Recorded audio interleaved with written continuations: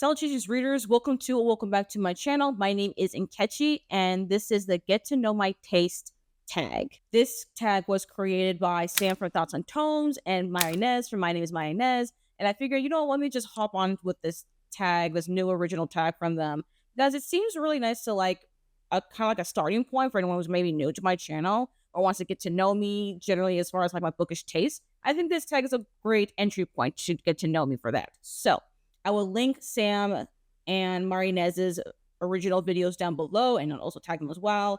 And I do know there is a playlist of like other creators who join in on this tag. So I also will link the playlist down below if you're curious to know about anyone who's done this tag, and also curious to know more about other people's bookish taste as well. But let's talk about my bookish taste. So question number 1. How do you rate books? Give a quick rundown on how you do your star ratings, or if you don't use star ratings, how you evaluate books.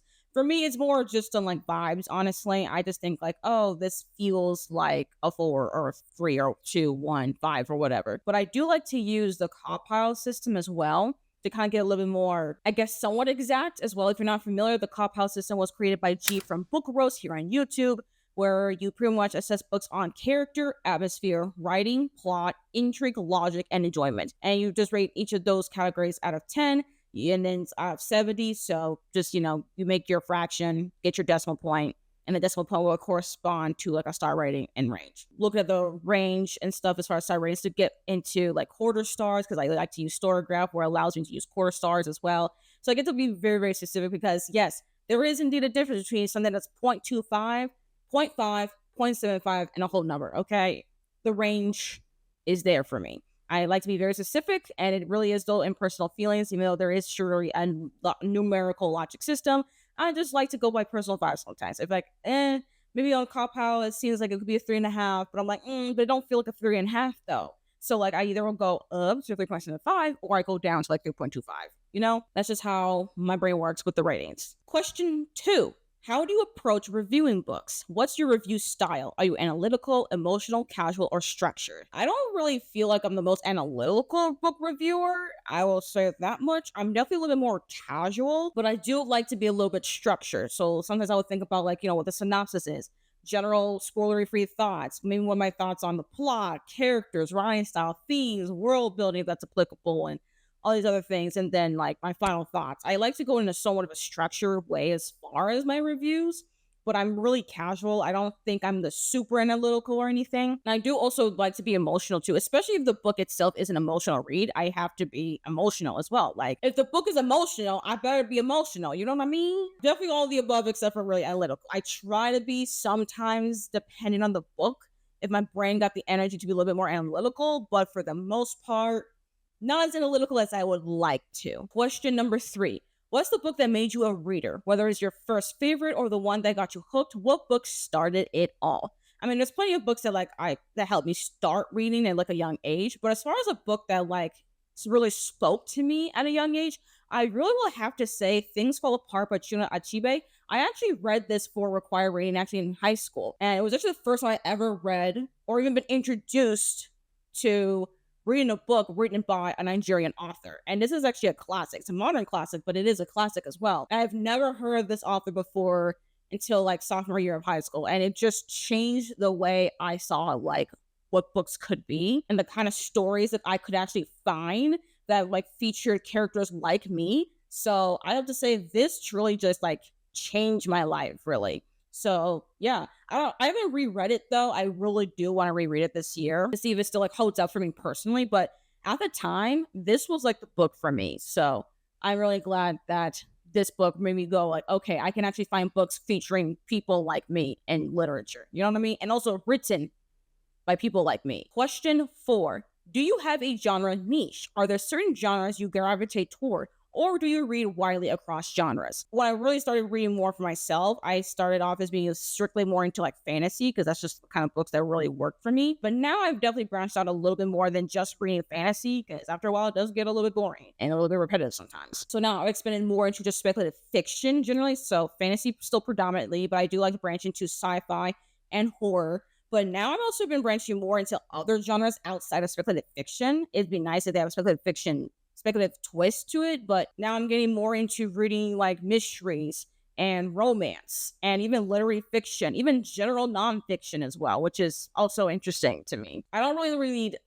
as widely, not yet. I do see myself probably read a little bit more widely as I start to experiment a little bit more in genres. Like, I'm not really much of a thriller reader. I don't care for thriller. And even for horror, I don't really read extreme horror. That's not my thing. But I am seeing myself still trying to like try out different kind of genres and subgenres within those genres and different kind of niches with some genres as well. That I'm starting to learn like, hey, this is actually kind of like working for me. So I feel like I have a niche, but a niche that is starting to expand more. Question 5. Do you generally prefer character-driven or plot-driven stories? This feels like a trick question to me because the best stories are a mixture of both. There's enough about a character that drives the story, but also there's an interesting and engaging plot to go with it. So for me, it's both. Like, it's not like I will just read a story if it's just plot driven or just character driven. I have read stories where I could enjoy when it's just one or the other, but really for me, the ones I really love were the ones that are just plot and character driven. Like, the plot is moving forward and the characters are moving the plot. Like, I don't know. This question feels a little bit of a trick question to me because I'm just like, shouldn't it be both?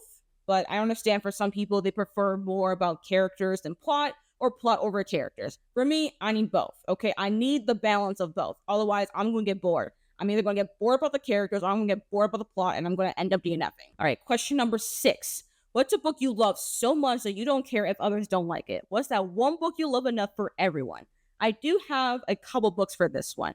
And both of these books actually came out kind of recently, like I think in 2024. So one of them, though, I do own physically, and that is The Emperor and the Endless Palace by Justinian Huang. This is, I think, his debut novel. Came out last year. This is supposed to be like a queer fantasy love story. I won't say quite a romance because people came into this book thinking that's a romantasy, but it's not romantasy in the sense of like the people in here have a very healthy, loving relationship. It's really toxic, actually, and more of a love story. But I really did enjoy my time with this one. I don't think it's a perfect debut or anything, but I really did love it, and I don't care if like you've read it and you hated it. I'm like, I don't care. I love it enough for everyone because I think this was really, really good. The author was just very ambitious with this debut novel, and I'm so here to read more from him in the future. He actually has a book coming out later on this fall, so I will be checking in for that one. Question number 7. What's a book you love so much that if someone doesn't like it, you know your reading tastes don't align? I do have a few books. I'm like, look, if you do not like this, I just know that we're not going to work as far as book recommendations. It's just not gonna work. One of them is literally anything by Quick and Messy. I'm just starting with their debut novel, Freshwater, because this is definitely a story that like I know a lot of people will like struggle with, but it's one that I absolutely loved. I mean, look at all these tabs, okay? I need to do a reread of Freshwater and actually a bunch of other Quick and Messy's books, but like honestly, if you read one or even a few of a Quick and Messy's works and you're just like, I don't like these, then I'm like, okay, clearly then we're not gonna get along much in their book recommendations because I loved every single thing that Quick and Messy has written. I own every single one of their books. I have now read every single one of their books. And I'm looking forward to their 10th book coming out this fall as well. So if you don't like a Quick and Messy, we're just not going to get along, okay? It's just not going to work. And I have to say the same thing for the Greenbone Saga by Fonda Lee, the first book being Jade City. Like the entire series even has a whole new like cover design, which I'll have the book covers right here. That's going to come out in September. If you read this series and this is just not a series for you, I don't know how I feel then about getting fantasy recommendations from you. I'm sorry. I love this series with my whole being. All right, question number 8. What's in your trash pocket? What books, tropes, or themes that you know are bad, but you love them anyway? This is also kind of a difficult question because I don't really think there's any books I really read that I think is trashy. I mean, I don't really know. There's any tropes or things that I think are quite bad I'm interested in reading. I don't think I have anything like that. So I'll just move on to question number 9. Do you have any deal breakers in books? Something that, if present, immediately turns you off from a book? I do have a few. I'm very much particular, and especially as I continue to read a lot more books, I have found that there is a certain kind of books I'm like, I need to be very wary if I get into them, or I just need to straight up just avoid. So one of them is kind of like this newest trend-ish. It's new-ish of like cozy fantasy. I have found that a lot of cozy fantasy just does not work for me, and just in concept. Like a lot of it seems interesting, but like I really do need some version of stakes in my fantasy. And even if it is cozy, certain people's definition of cozy just does not work for me. Like, I don't find a lot of these cozy fantasy books to actually be cozy for me. I'm starting to see if maybe there could be a possibility that cozy fantasy could work for me. If it's like queer and featuring characters of color would be really nice. But for the most part, cozy fantasy just doesn't work for me. Same thing with like fantasy romance or romantasy, whichever one you go with. A lot of that doesn't really work well for me. For some reason, this genre blend of fantasy and romance is so hard because also a lot of fantasy books tend to have romantic subplots. And when it comes to romantic subplots in a fantasy book, I'm just like, okay, whatever, you're there. Like, I usually don't even care about romance and within a fantasy for the most part. As long as it doesn't bother me, I'm like, okay, fine, it exists. But once it starts bothering me, it's an issue. So fantasy romance, it doesn't always really work for me. I've found a few that kind of work, but for the most part, I just kind of like stay away from a lot of fantasy romance and romantasy books, especially if it's romantasy. And also as far as like tropes and things, one of them is like love triangles. I hate when we use the word love triangle when really it's a love angle. Like, if you're gonna have a love triangle, make it an actual triangle, okay? So don't give me non-queer love triangles. If you're gonna give me a love triangle, it gotta be queer. If it's not queer, don't waste my damn time. Please give me a triangle. Don't give me an angle. I'm not here for two people going for one person. Give me a whole thing. This last one is actually a bit more specific, but it really does irk me when I get into a book not knowing that this is going to happen. But I don't like reading books where the main character of color has an unexpected white love interest. I know, very oddly specific, but it really has happened to me several times in books and also in TV and film as well. It irritates me. Like, why does the main character of color gotta have a love interest that is white? And especially if I don't expect them to be white. All this to say that don't give me unexpected white love interests with your books featuring characters of color as your main character. Okay, question number 10. What's a strong opinion you have about a book released within the last year? Whether it's overrated, underrated, or just a take you need to share. The only take I have right now is that this book is completely underrated. It came out last year and I need more people to read it. And that is Time Travelers, an anthology of Palestinian speculative fiction edited by Sonia Soleiman. This was one of my favorite books of last year. And again, it's an anthology of speculative fiction written by Palestinian writers. So I just need more people to lock in, especially if you are someone who wants to read more from Palestinian authors and writers, and you are also interested in like reading speculative fiction. Read this anthology. Every single short story in this anthology is a banger. And this anthology is also pretty short, so you'll get through it pretty quickly. So please check it out. If it's books ordered online, if you got to, maybe request from your library if you can. No, just I highly recommend checking this anthology out. I just need more people to read it. It's completely underrated, and every single short story here just bangs. It slaps, every single one. So you really cannot go wrong if you're a fan of speculative fiction and you want to read more from Palestinian authors. Question number 11. What do you look for in writing? What makes a book stand out to you? Is it prose style, themes, voice, structure, or something else? When it comes to with writing, it definitely has to be with the actual prose and also how that prose ties into the genre. Like, there's certain prose styles that I would expect in like a lot of fantasy books, whether in romance, even in literary fiction as well, mystery, like whatever the genre is, there's a certain kind of like prose style that I would expect. And then maybe even ones I kind of hope for.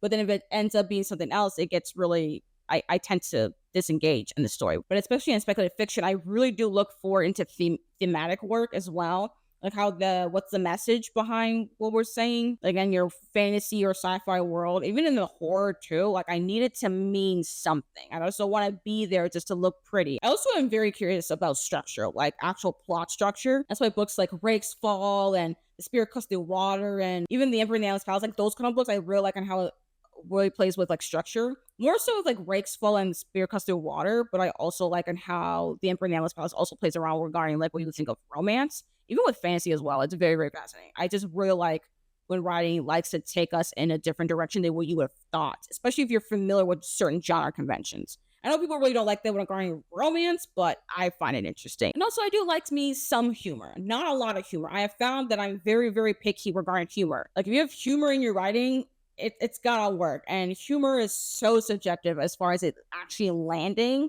that if you're trying to be funny, chances are I'm not going to enjoy reading your book. I'm just too picky with it. So you just gotta like, I don't know. It's going to be a hit or miss. It's going to work or it doesn't work. And it make it very clear for me as far as if I want to continue reading. Writing is very much important to me. It's specifically more on like prose, but structure, themes, sometimes even humor helps me to keep engaged throughout the entire time I'm reading. Question number 12. How do you decide what to read next? Do you plan ahead, mood read, or follow external factors like hype, recommendations, and arcs?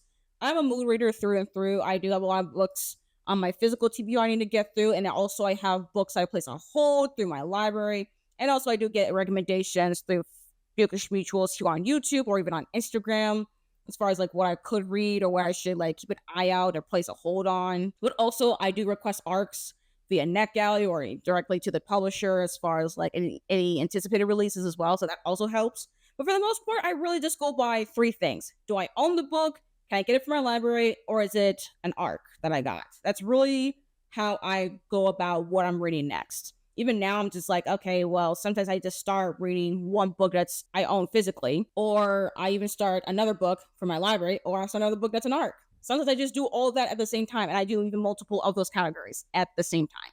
I'm a mood reader who reads a lot of books at the same time. So honestly, it's really a coin toss every single 5 minutes as far as what I'm going to be reading next.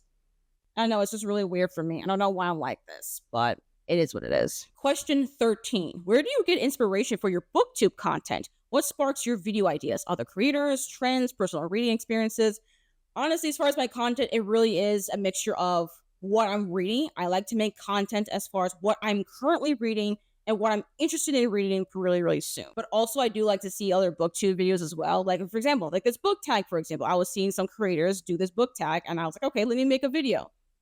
Or there's like a reading vlog concept or reading challenge concept like I recently did with the Indianapolis 500 video. That was because I remember Sid from Sid Bookworm filmed that video about a year ago and I wanted to do it now or whatever. So sometimes I'm just like, I get inspired. And of course, I credit anyone I was inspired by, of course, in the video as far as where I get the idea or doing the book tag, But as far as what else, mostly I make content based on what I'm currently reading. If I'm in the mood to read, I'll make content about what I'm reading, or if I have a concept in my brain, I'm just gonna like, okay, these are kind of books I want to read, and I think I can make a video out of those books. I have the general idea of the theme or whatever, and I just go from there. It really is just so impromptu and spontaneous as far as like what I'm interested in reading. Question 14. If you could make any book go viral right now, what would it be? A book you think deserves more attention and why? So I kind of went with just like a book by Tochi Onyebuchi, Goliath specifically. I would say just like Goliath or even Riot Baby, but I went with Goliath specifically because this is a book that it came out actually a few years ago, and I don't really see a lot of people even talk about it. Even when it first came out, I didn't see a lot of people talk about this book except for like a couple major booktubers. But if I remember correctly, because it's been a while since I've read it now, this is basically a dystopian futuristic story where we're finding multiple characters, kind of like a biblical epic story, honestly, about like varying people who have lived on Earth. Well, there's a big part of the human population that moved to like, I think the moon or a different planet or something. And there's still humans who've been left behind. So we get to see life of like this people who've lived on the moon or different planet. I can't remember if it was a different planet or it was the moon. Most likely the moon. How that life is going and how also life on Earth is looking like. Honestly, I actually am due to do a reread because I know some people are reading dystopians. Like, read Goliath, okay? Sci-fi dystopian novel. I need more people to read it, okay? I need more people to even read just more from Tochi Onyebuchi because I just feel like he's an underrated author. He feels underrated to me. I don't see a lot of people currently talking about his books, whether that's Riot Baby, Goliath, The War Goes Duology, or even his debut duology, young adult sci-fi fantasy duology. Like, I just need more people to read from him. Now, it's a lot sometimes, it can be kind of confusing, but I do recommend the audiobook. It is multi-narrators, a large cast, but as long as you give yourself some patience to actually read through it, I think you're going to get a lot from the story. Now, question 15, which is the final question for this tag. Who are some booktubers with reading tastes similar to yours? I do actually have a few booktubers, actually. I have really almost one-to-one similar reading taste with Jessie from Jessie on YouTube. We both have really similar tastes as far as speculative fiction, like sci-fi, fantasy, and horror.